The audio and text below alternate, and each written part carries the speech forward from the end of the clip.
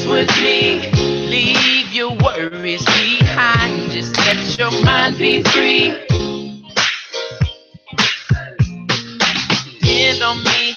I'll give you all. Hey, this is Ace the Real coming to you live, IntellectualRadio.com, and we're another perspective. I got my boy Chris on the side. Represent yourself, brother. What's going on, people? Peace and blessings out there in the world today. This your boy Chris Davis, aka Smooth Cuts. You're tuning in on another perspective. We tuning in. We about to talk into some great topics today. Oh yes, sir. Yes, so sir. what we're gonna discuss about? All right, today I'm gonna talk about relationship situations at hand. Just to give you a scenario, a synopsis of what I'm talking about. We as grown folks, we get into certain relationships, and it might be kids involved. At a certain point, y'all might fall apart from each other. I feel like this: if it's kids involved, you shouldn't use the kids over the man's head, or the man shouldn't use the kids over the woman's head. It should be a co-parenting. And I'm in a situation where, there's my kids. Everybody know that. I just represented Father's Day. Shouts out to all my babies: Kayana, Aaron Jr., Sadie, Shaki, Carmen. Rest in peace, my son, Milagro Rouse, my baby boy. You know I love y'all. Y'all know who daddy is. But I just wanted to bring that up because when you have multiples of kids in relationships, which I am a prodigy of that, there's no sugarcoating that. And for a while, I did not know that I had two daughters out there. And just recently, within the last 4 years, my daughters found me, Kayana and Carmen. That's what's up. My baby that just reached out to me. She reached out to me through Facebook, and she said, I know this might sound funny, but I think you my father. And I said, who your mother? That was the first thing I said. And when she said her mother, I was like, wow, yes. But in between that, it was situations between the mother and I where it was a confusing situation. And for years, I was like, I don't know. And the way it was set up, that I was pushed out the ball game. Fast forward, for her to reach out to me and say, you might be my father, that was the biggest emotional point for me, because one thing I'm not going to do, wherever I lay my head and I made a home, it's a possibility. So can't nobody say that I'm a deadbeat. I even got multiples of stepkids right now today that still call me daddy, because of simple fact, I stepped up to the plate and took on that role. That's another thing. When you go into a ready-made family, be prepared to take on the whole relationship, regardless if it's good, bad, and ugly. And everybody knows me. I've been through my trials and tribulations. But at that point in time, if it's young kids, babies, they looking at you as the responsible person that's going to take care of them. They don't care if it's by blood or by adoption. Only thing they knowing that you are their caregiver and you're their protectors. So I'm gonna pass it over to Chris, and I want Chris to chime in on that. I'm definitely going to chime in. I want to say Happy Father's Day to all the fathers out there that's doing their responsibilities. And I'm a father myself. So what I did over the weekend, hung out with my son, throw the old pigskin, just to glamorate on coming together as a family. So, we went out to the park and got some barbecue. Yeah.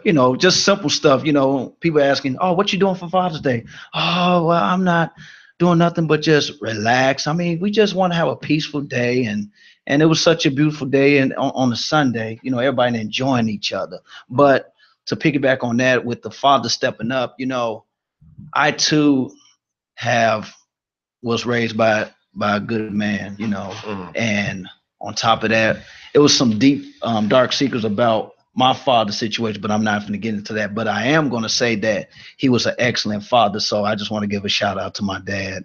RIP. I mean, missing you in spirit. So, but in other notes, my mother also told me with in order for me to have a child, you got to make sure you take care of that responsibility, Exactly. not just walk out on your child. So that's one thing I made sure as a man is that, you know, anybody can go out there and have a baby. You know, it takes a responsibility to raise that child. Exactly. Which And what we talk about right, back exactly. with um what well piggyback on what we all say, like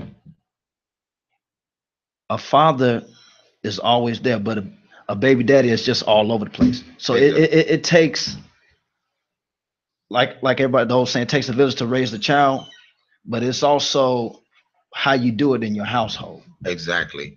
Well, that's what I'm talking about. You know, we did celebrate Father's Day, and some fathers don't know how to be a father, which is not a textbook on being a father. It's being responsible and stepping up to the plate.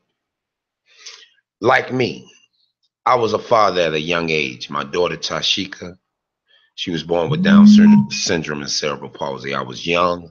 I didn't know what avenue to take, but I did what any responsible person would do: step up to the plate. I could have went to college. I've been through a lot because my daughter was sick. And when me and the mom had beef, all of a sudden she took the child and disappeared and started a new family, the whole nine. And it took me years to find out that my child was dead. You know what I'm saying? Not from the ailment, but because of a freak accident, which I don't blame the mother, because me and the mom, we grown now, and we had that conversation, and we knew, both of us, we was young and dumb at that time. So I can't point the fingers at her, and I can't point the fingers at myself. What we can say that we did the best we can at that time. Fast forwarding, I became a father again. And I went through a situation where the child might be mine, the child might not be mine. At the end of the day, I took care of this child for 10 years straight before we found out. Because at the end of the day, when you take on a father's role or a daddy's role, all that red tape is ceased, because that child is looking at you. Now, my son Deontay come. He's a replica of me. He was a wild child, the whole nine. I give shouts out to the baby mama because she did an excellent job. And it took me and him to get back on a level of communication. But the child only feeds off what the parents do. Absolutely. You know what I'm saying? I agree. That's the reason why you have a lot of the situations that's going on in the streets. Well, I got a question on piggyback. Like, why is it that most of the mothers always have to use their own child, as you know, as the shield, and like, why would they do all the negativity stuff? Because I can tell you this right now, it's because of some get back. Not all mothers is like that. I agree. I understand that. I'm not gonna shun the sisters, because the sisters do a hell of a job. And believe me, they do a Excellent great job. Great job, regardless. 100. You know, yes. I'm not gonna knock that from these sisters, because any 2 times they can go in that hospital and go through the labor pains and go through that and then pop that baby out. Us men need to see that more often, because it takes a lot of strength, a lot of prayer for them sisters to have them babies. So I'm not never, pointing my fingers at her, but you have some sisters, because they want to get into this revenge act. And they know the weakness is 2 things of a man that's weak. Our heart is weak when it comes down to love. And if we really truly love our kids is our weakness. Because if you're talking about taking away something that I help develop or make, you're talking about taking a part of me. So, but that's going with it was a bad breakup, whatever the case may be. I'm not going to talk about the breakups and why and who did this and that and the third. No, I'm not going to do that, because both of us are adults and we're supposed to be able to co-parent. See, a lot of people forgot about that word, co-parenting. And when you so involved in self and not thinking about the child, look outside your door and you see why. And you wonder why these kids say, I don't know my daddy, or my mama's a crackhead, or my mama just left us there. Or my dad is in and out of jail constantly. I never met the guy. Exactly. See, once you become a father, some of the things that you do have to mill down. And it took me a long time, because I tell people, and I talked about this in my documentary, I wore 5 faces. Women wear 25 faces. And the only thing I can do is dissect the faces that I have, because everybody's face is not the same, but it's the same situation. So with that being said, we all have to develop a communication. We all have to set aside the fighting and the disputes and the debatings and who's this, the big eyes and little U's. And we have to come together as being a parent to the children, not only just your kids, but they have friends too. So you have to be able to chastise without chastising, because, the times has changed. Yes, I got whooped. I got ironing cords. I got the sticks. I got the chair. I got everything. That's the reason why I carry my hair bald, not to show the dips, not the how can I say, not to show the beautification of myself. Oh my what I'm saying? Here you go. But to show that these dents in my head didn't come from the street. And even though get right dents. Yeah, I'm not doing 50 to life, because I'd rather, at the time, the way mama came at you, boy, let me tell you, I'd rather be in jail. But I thank God that my mom had the strength to guide me. She couldn't teach me how to be a man, but she could teach me how a woman's supposed to be treated. You know what I'm saying? And yes, I fell to the wayside myself, because I did not have that father figure to show me how to be a toddler to a young boy to a preteen, then teen, young man, then adult. Because even when you just a man, that's like between your 25 and 30s, you still don't have a clue, because you want to still reminisce of you being 18. But when you get into your 40s, now you talking about situations where you want to be stable, you want to have comfortability, you want to have financial, you want to be emotionally set, you want to be with that queen, because after a while you get tired of bouncing. It come a dime a dozen, but you want to have that solidarity, that solitude with that sister, so when you come home, you coming home too. I say I wasted a lot of money trying to provide instead of trying to waste. No, I ain't gonna say waste, but try to build a foundation. See, building a foundation is different of spending money. Yes, when you're building a foundation, yes, money is involved, but it's not as important when you're trying to have that simple relationship. You know what I'm saying? So go ahead, bro. Well, we're going to change another topic. Well, since today is the first day of summer, again, we just so far we was told on the media that it's been 24 hours since no shootings. Well, that's a lie. Absolutely.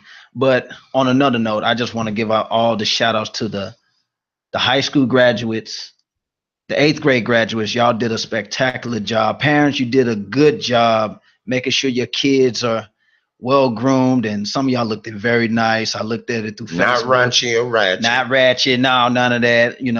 Not no Uncle Earl come by all drunk and stuff and want to start all that extra drama, and Right. because Pam owed Uncle Earl $5 for a drink. You know how that goes. But again, shout outs to all the graduates, the class of 2017. You guys did a marvelous job. 8th graders, stay focused. You guys going to high school, so just keep in focus, keep in tune, and just have fun, but at the same time, be smart and stay focused. Yes. Let's talk about what's going on in the neighborhood. Like my brother say about proms and graduation, it was excellent because we didn't hear about no shooting at no graduation or at a prom site. So big ups to the streets. I love you. Keep up the good work. Absolutely. All you street dudes that's trying to change a little bit. I see you out there because I see what's going on. Things are isolated now. One thing. We just gotta take it one day at a time. One day at a time. One thing I do want to mention is that highway shooting that was on 87th and Lakeshore Drive. Now, out of all the shootings that it's been going on in the highway, they finally got a chance to have a video of the car that actually started the shooting. Now, I'm a street dude. I was a former gang leader, former gangbanger. And one thing about us, we didn't do highway shootings. We don't go riding up in here because one thing I'm not too keen to speed anyway. I drive like Miss Daisy. But for that to happen and it's consistent and they're not finding the person that's shooting, and then it's random people. It's not a set, well, this person, he's a known gangbanger. It don't matter if he was a known gangbanger. I don't care if he was a known preacher, rapper, whatever the case may be. It's wrong to get on the expressway and start firing at moving cars, because not only you jeopardizing the person that you're shooting at, you jeopardizing other people, because they teach you in driver's ed, you're not driving for yourself, you driving for others. Absolutely. You see what I'm saying? I agree. So when you have highway shootings, it's an isolated incident when it's coming down to who's shooting. See, they might have pictures. They not telling the media that it could be white supremacists out there doing that. Or it could be government officials doing that. Or paying people to do. They did it in the 60s where they had people infiltrating the Black Panther Party, the NAACP, all these religious groups that's going on. They always paid some token black man or some conspirator weaseling themselves in, and then all of a sudden leaking information, which could be bad information or good information. Well, how about the money? The money too. When people get to a certain point and they down in their life, they might take a bribe. We've seen it happen. Can I say one thing about the money part? People have been passing out. I'm gonna say it anyway. Fake money. Yes. The government doing fake money as well too. A lot of people don't know that. Right. Because I was with my son's mom, and she withdrew some money out ATM machine, took it to the counter. They said, this money's no good. And I told her, I said, the government throwing out fake money as well too. Right. Don't get it twisted. Right. Any two times, and I think 100K talked. Me and him had a look. He's absolutely right. We had a conversation about the currency. One world currency. The one world currency. Absolutely. And for that, it's one billionaire family is contracted to make the American money, which is unconstitutional. Killing off the dollar. Right. But it's unconstitutional for a private company to make American money. It's supposed to be all governmental, but they contract it out maybe every 5 to 7 years to a contracting company that get a license to make to print the money. Actually, it's less than that. And maybe less than that. I'm just going off from the research that I have read, where it was 1 minute, it was like 5 to 7 years. Okay. Now, with that being said, look at all the billionaires that's controlling the world today. And you have to look at that. And when it trickles down, look at who's suffering. The common folks, not even the higher echelons of middle class. Now you got higher echelon That means people that's making over 125, 150,000 a year. You see what I'm saying? Lower class people, to me, poor folks, they up under 25,000. It ain't no middle no more. It's you're poor or you're rich. And anybody that's making over 125, 150,000 a year, to me is rich, because that means they got some type of credit, so they could be able to credit it. You know, they can get credit. They don't have to pay it all at once. Like if me and you wish to go buy a car, we got to sit here and pay full throttle. And then on top of that, they're going to sweat you about the insurance. If you're leasing, they're going to trip on you about licenses. All of that takes place. That goes with your everyday living. And for us as people, not just black, white, Puerto Rican, Chinese, I don't care if you were purple, green, or yellow. Common folks are the ones that are suffering, not only that in our households, in our educational system, not only in the workforce, like me now. I'm a journeyman carpenter. You're a teacher. Are we really doing what we are certified to do? But they're not giving us the credit for it. But we are the builders of this earth. Oh, we are the nitty gritty of everything. We are the backbone. And see, that's what I'm talking about. When we don't have the economic development in our own. We've been talking about this since day one. Day one. If we start, I don't care if it was a lemonade stand. Go get that person $1. Especially if it's a child out there sweating in this heat. I don't care about the bucket boys. I don't care about the man that's in the middle of the street. Give him $1. I don't buy half of the stuff that's on the street, but just to show that I love you and I appreciate what you're doing, I will stick the dollar out. Even the homeless folks, some of them are crackheads, dope fiends, but at the end of the day, one of them dollars, it might be my dollar, it could be your dollar, gonna buy a meal. At least he eat. Because I know how it feel to be hungry. I know how it feel to eat grits morning, noon, and night, oatmeal, butter bread, I wish sandwiches, cereal and water, mayonnaise sandwich. So I know how it feels. Yeah. But at the end of the day, the meals wasn't the steak and potatoes, but we did make a turd at the end of the day. You feel where I'm coming from?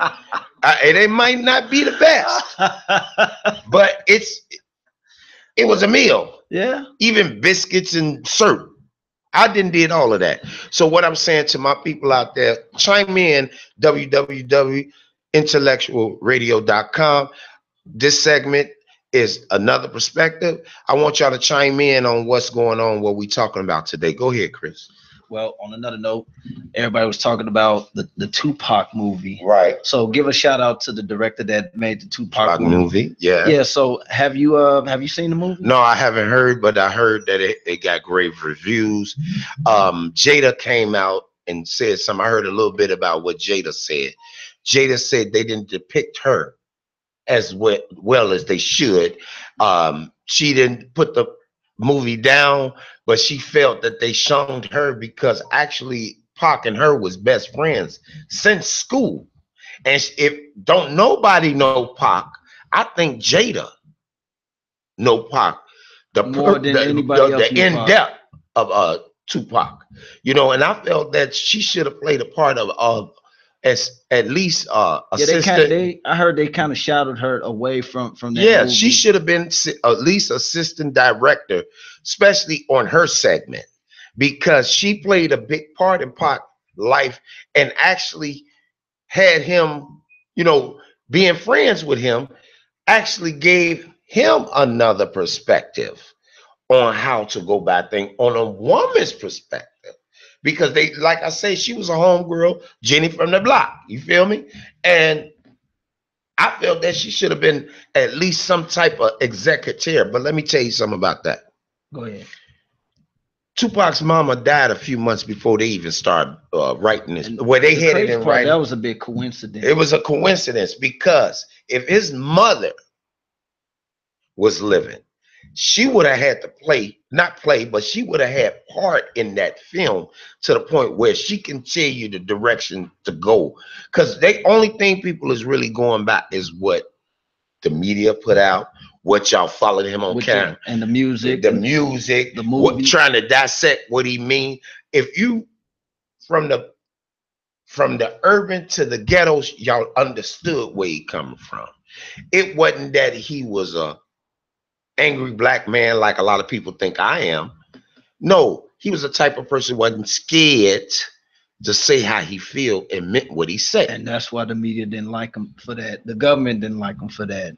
So Tupac was one of those type of guys that he was very intelligent. You know, his poems, everything that he said, and like, I wish I had the opportunity to meet that man like before he was killed back in '96. So Right. I mean, he's very just It's all over. intelligent, yeah. Like, and then the crazy part is they got a class about him. Yeah, they was At the University of, if I'm not mistaken, Pepperdine University. They got classes about him. They got Tupac is just all over that. To me, I think that they should make it a national holiday for that man. well, you got to go through a lot.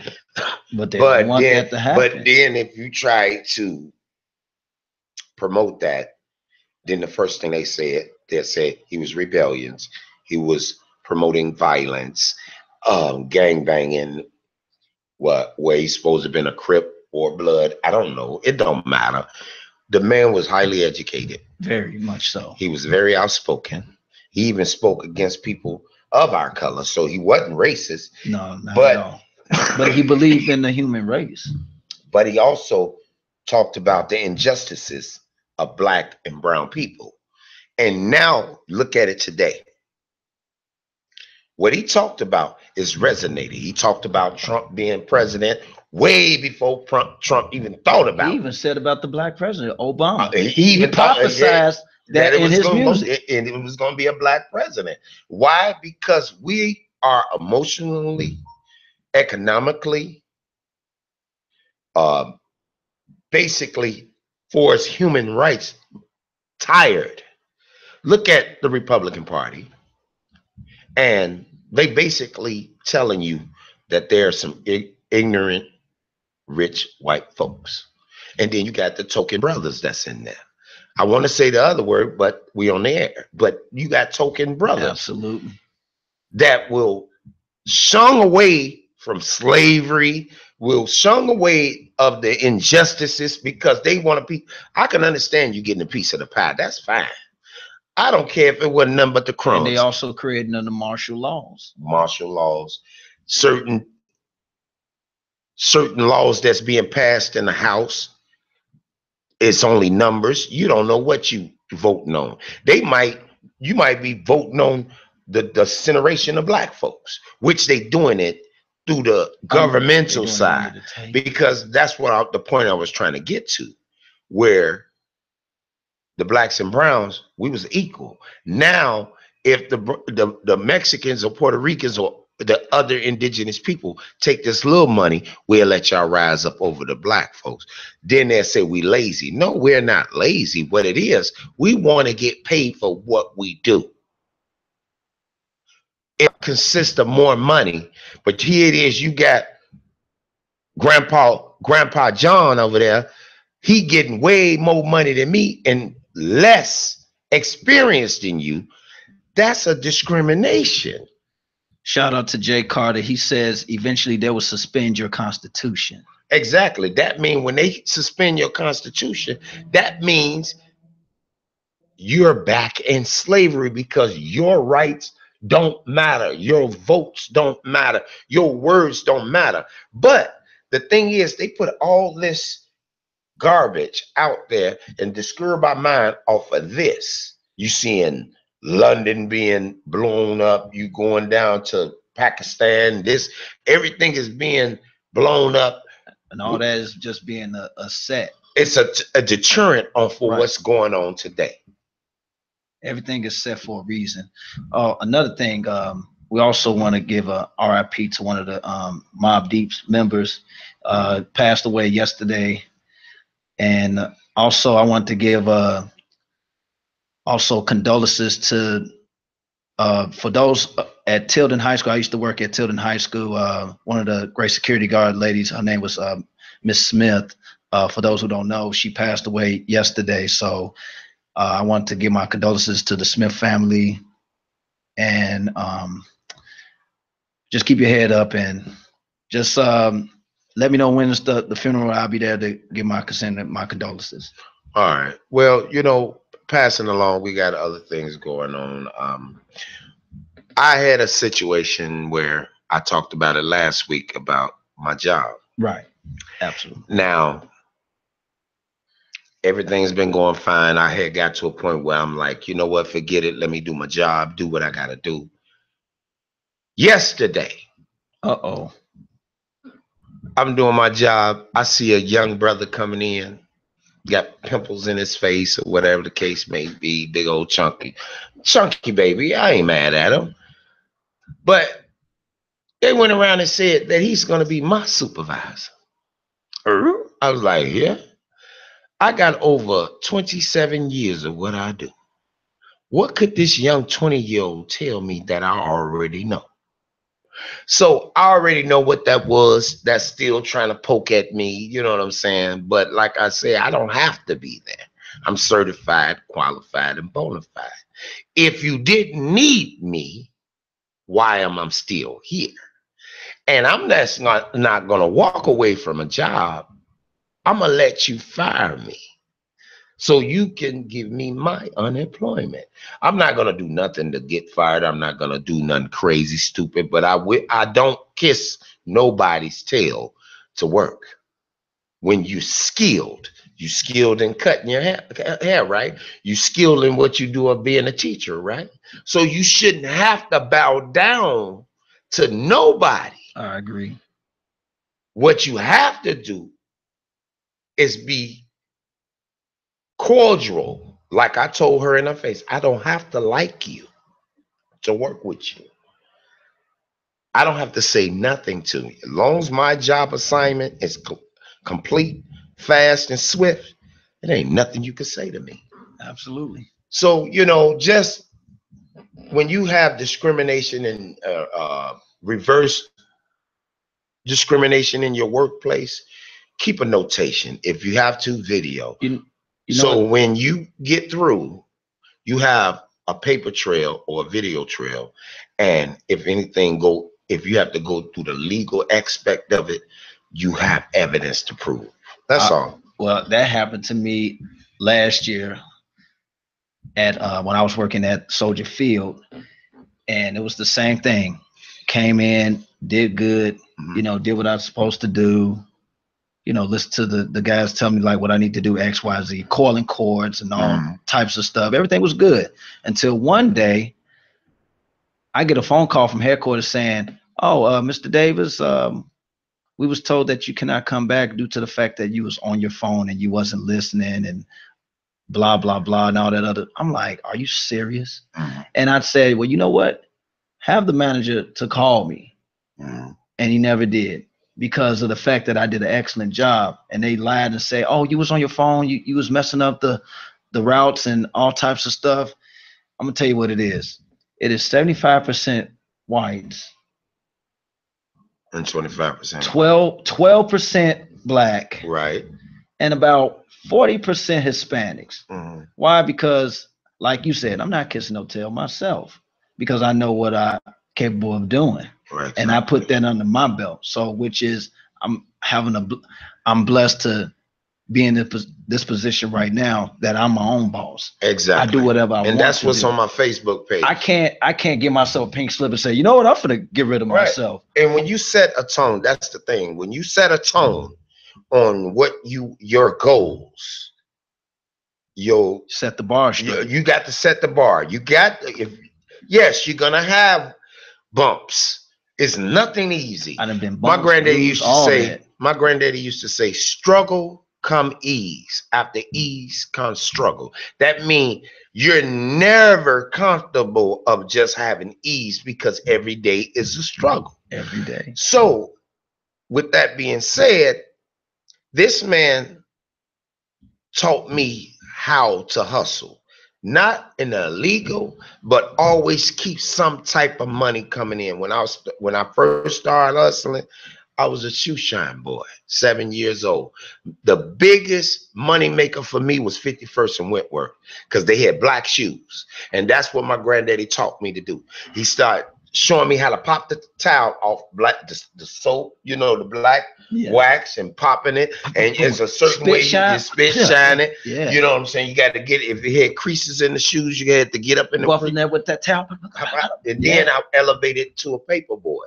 And the hardest ghetto in the world is the projects. Got stuck up and the whole nine, but it didn't stop me from making that money because I already knew the situation about moms. Mom can't do everything. So I started at a young age making my own little money, and then I elevated from that. Then yes, I had got into the street life. I got to selling drugs, but at the same time, selling drugs, it wasn't a money maker for me because I gave away more than I made. I made enough to survive, but not to expand it. You know what I'm saying? Which my conscience is bad. And when you're killing your people, you're killing yourself. You know what I'm saying? Because if I'm killing my people, who gonna be there standing beside me when it's time to go to war? Not just war in the neighborhood, but war of life. Because you're getting rid of our historical value. There is no morals. It's no morals. So once I got into the point of filling out an application, then resumes, checking accounts, learning responsibility about self. And see, a lot of these cats, my age today, Ace, hook me up with a job. Ace, give me this, let me hold that. But you was the same person that laughed at me when I walked out the building with a tie on. What a coincidence. You know what I'm saying? It's very ironic you wait until you almost 50 talking about getting a job. It ain't too many people gonna hire you because you don't have the experience. You don't have the willingness to bust your tail. That means you got to get in there and hump. You're not gonna walk into a job making $40 and $50 an hour unless you're already a tradesperson. You gotta have some type of degree. Right. You have to have experience. Okay, you can have all the degrees. You can have the experience. But where's the time where you can say, well, I got 15 years in this and I got 15 years in that. Well, I have 8 years in that. Just like you got guys now that's going to these factories. The first thing they want to do is go into forklift driving. Yes. Why you didn't get into when you did have an opportunity to have your driver's license, and your CDLs? Why you didn't get your CDLs? Because once you get, it's like a chain reaction. Didn't know how to read. Yeah, but see, that's the thing. Brothers ain't even got GEDs, but you walk around here, you pretty Ricky, you got these clothes, you walk around, you flossing because you done sold a couple of bundles. But are you really the man that you want to be? No, you living this falsehood. On top of that, let me bring this up. It was something on Facebook in one of my groups, and they had this sister. How could I say? She was thicker than a chicken, but she had this dress on where it had the cleavage, and it was just hugging the areola. Okay, and she was sitting in a chair. She wasn't tooting up like a duck, none of that. But it was a comment man made saying trashy or classy. Pause, pump your brakes. Y'all can sit here and say how classy those little chicks that's on the Real Housewives, Love and Hip Hop. They always like to fight. All of this, they made up chicks with all this makeup. They half naked on camera, but y'all saying she looked cute. But here it is. It was a still photo of a sister, and you had the nerve to criticize her dress. And if you look at her dress and half of the dresses that's being worn on these black entertainment shows, you know what I'm saying? These reality shows. She look good, girl. Yeah, but here it is. You gonna roast a sister that ain't got the features. You know, not even that. I could say she don't have the notoriety of these sisters. Well, half of them sisters. That's what the media wants you to look at. Right. So half of them sisters are old throwback strippers, old throwback rappers that didn't make it, but because of who they know or who they laid, got a little clout. And then a lot of them riding off of Beyonce and P. Diddy and all of them. But you got to look at this. Not down in how they got their money, but they downed a lot of people to get the money. You see what I'm saying? We got people right here in our own city. R. Kelly, Common, Luda. Luda was born and raised. Twister. Well, no, Twister do his thing. Brat do her thing. She represent the 312. You know, some Twister, that's my man's. You know what I'm saying? Shouts out to Crucial Conflict, Do or Die. I work with these cats. So I know that they do a lot of street work compared to the people that's got like Common. He does a lot of stuff and he is not being promoted in our own city. Bernie Mac got things going on 79th. They got their own non-for-profit organization. With that being said, just don't focus in on that in that area. Try to broaden the horizon and get everybody involved. And that goes back to 2-3 weeks ago, where you got the faith base being segregated. When you can sit here and say, okay, we having a food drive, you can come and get your bag of food. But once you get to the door, they said, what's your area code? And if your area code is not theirs, they're not going to give you a bag of food. That is the dumbest thing I've ever heard. If you are out here hungry and you worried about an area code, you see what I'm saying? That's dumb. That's like saying, I stay on the west side, but, you know, I can't let you go to the west side because you represent the south side. Like who does that? Right. Like that's like the same thing saying like Garfield is the same thing as 55th. Like no, it's the same thing. Same, but I say it. But at the same time, they're hungry though. When you're supposed to feed the people that's unfortunate, or you know, right. The people that's not don't have it like us. You know, and I'm saying us because at least I got a roof over my head. At least I can turn on my stove and cook a hot dog, or go in my refrigerator and make a bowl of cereal, grabbing the milk out of there. Here it is, you got people that's living up under bridges, living in gangways, living up under trains, abandoned buildings. Got to live in abandoned buildings, get bit by bed bugs and all type of other things. And here it is, we cannot even look out for our own people. Think about this. If you don't look out for your own people, what you think you're doing for your kid? What you showing your kid? When the parents are being looking at felons, and not just felons, but doing illegal things, you teaching your child to be illegal. I talked about this. If you go into a grocery store, single mother with 2 kids, one of them maybe 14, 15 months, the other one might be 2 or 3 years old. You got the 2 or 3 years old running around the store. He looking, going to the toy section, playing with the ball. But then once it's time for you to check out with all that food, and then you get outside the door and you look back and your son is rattling some paper and you wonder what is that noise, and you see that he got a candy bar. You got 2 options at that point. Turn around with your buggy, go to the manager. My son stole this or took it out your store, and I want to teach my child stealing is wrong.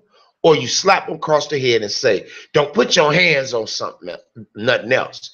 Go ahead and get in the car, whatever the case may be. At that point, you teaching your child that stealing is okay, because if mama could only slap me across the head and tell me to get in the car, that's going to elevate that of being not only stealing candy. That ain't just a slap in the wrist, that's a slap in the face. Exactly. You're not teaching your kid that the values, the morals, and then it elevates their hunger of having something and not paying for it. So that means he'll go from stealing candy to stealing clothes, stealing cars, committing murders. No, robbing a bank. Robbing, home invasion. See, you elevating that illegal mentality when your family got an illegal mentality. So that's what we're talking about on IntellectualRadio.com. And this is another perspective. We are just throwing out a lot of other stuff. just to get people minds racing. This show is about another perspective, another person's thoughts, feeling, and behavior. How you doing, Phil? I see you. Shonda, I see you too. But at the end of the day, it's all about us coming together and having some type of perspective of life, because everybody's life is not the same. And if we can at least open up a door of thinking a different way instead of thinking the normal way. The normal way is the irrational way. Like me, for instance, going through the situation at my job. Now, the irrational way is to jump on the supervisor and just tear it up. That's the irrational way. But what about the rational way? The rational way, do your job, stand fast, be quiet, because what's against you might be for you. You ever heard that? What you think that's against you might be for you, because while she's spending all, or he spending all his energy to make you look silly or make you look like you're unwanted, it's actually building the case up on herself, where her bosses might say, okay, while you sitting here sweating on him, why this building ain't the right way? Don't sit here and say, well, Aaron this and Aaron that. No. This is pre-existing before Aaron came. So that's why we have this show on IntellectualRadio.com. And that's why we have this show, Another Perspective. Go ahead, Chris. Well, we're going to wrap things up. Still got some time. We got some more time? Okay, I'm sorry. Well, I'm just going to say I'm just very fortunate to be here, even though last week was such a blur. But I'm here now. So we definitely going to promote some more stuff like the T-shirts, the banners, and giving a shout out to Mr. Walls and 100K. If you're listening, please make sure that we're going to have this meeting Sunday at Bar Louie's in Hyde Park. So we're going to discuss about the shirts and promote the shows and everything. So we're going to set this off because, you know, it's summertime now. Yes. Everybody's excited. We got to be safe in Chicago. You know, we just got to keep it going with our positive roles, you know, with our youths. And on that note, I want to buy after the 4th. I know the holidays is coming up, but at least at the end of July or the beginning of August, I want to have a picnic where we're giving out free food to anybody that want to eat. Let's just feed not only the homeless, but the people that's unfortunate to have. So I'm gonna set up a date. I might do a GoFundMe page, or if people just want to gather up with me, get up with me and have a meeting. Just have like $10 each, just $10. If y'all can just spare $10 to buy some hot dogs, some ready-made hamburger patties, bread, chips, pop. You know, we ain't talking about rib tips. We're not talking about hot links or nothing like that, but the basic food. If we can just feed somebody just for a day, let's do that.